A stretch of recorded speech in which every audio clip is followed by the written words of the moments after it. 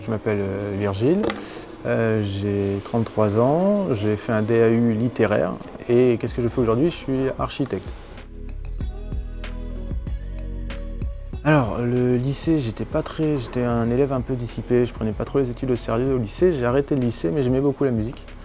Donc j'ai fait beaucoup de musique, ça m'a fait faire des belles rencontres, mais à 23 ans je me suis dit bon, c'est compliqué en fait de vivre de ça. Et le diplôme m'a permis de voir une sécurité en fait pour plus tard. Donc j'ai entendu parler du diplôme d'accès aux études universitaires. Ça m'a laissé entrevoir la possibilité de faire des études supérieures par la suite. Alors, au niveau des horaires, c'était les cours du soir. Je ne sais pas comment c'est aujourd'hui, mais c'est les cours du soir, donc à 18 h, donc j'étais levé. Mais sinon, ma plus grosse appréhension, c'était le fait d'avoir arrêté les études pendant 5 ans. Le cerveau, rien que déjà quand il y a un été qui se passe et qu'on rentre en septembre, c'est compliqué. Bien sûr, j'ai travaillé, c'était pas évident de se remettre dedans, mais en fait, ça s'est fait correctement et j'étais plus inquiet que ce n'était en réalité difficile. Quand je suis arrivé là-bas, je connaissais personne, je me suis fait un petit groupe de potes, c'était sympa, on essayait de se stimuler tous ensemble parce qu'on avait envie de réussir. Et les enseignants étaient assez disponibles, ça se passait bien.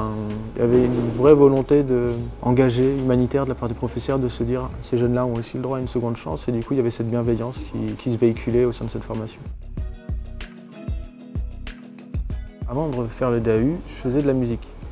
Donc je suis très créatif, j'aime créer des atmosphères, etc. Du coup, après le DAU, j'ai fonctionné par entonnoir. Je me suis dit, qu'est-ce que je peux faire qui serait créatif, etc. J'ai entendu parler des arts appliqués et du coup, j'ai fait une mise à niveau en arts appliqués. Au sein de la mise à niveau en arts appliqués, on avait des cours d'architecture d'intérieur. Et puis, comme beaucoup de gens qui font des DAU et tout ça, on aime souvent un peu rêver grand ensuite. Et du coup, je me suis dit, architecte d'intérieur, pourquoi pas tenter architecte tout court. Du coup, j'ai passé les concours pour faire architecte et j'ai été accepté dans quelques écoles. J'ai choisi d'aller à Paris-la-Villette.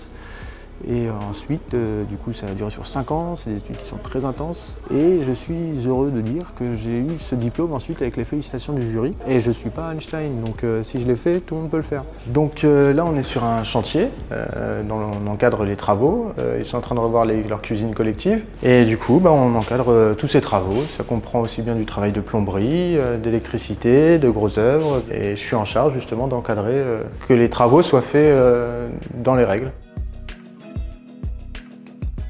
Potentiellement de la confiance en soi, de se dire qu'on a le bac, que voilà, on commence à avoir un peu d'étui. Et puis ce que ça m'a apporté, c'était le droit de nouveau de rêver aussi sur la possibilité il n'est pas trop tard pour être médecin, avocat, architecte ou tout autre métier qui demande au minimum le baccalauréat pour accéder aux études universitaires. Donc le droit de rêver, ça m'a apporté ça surtout.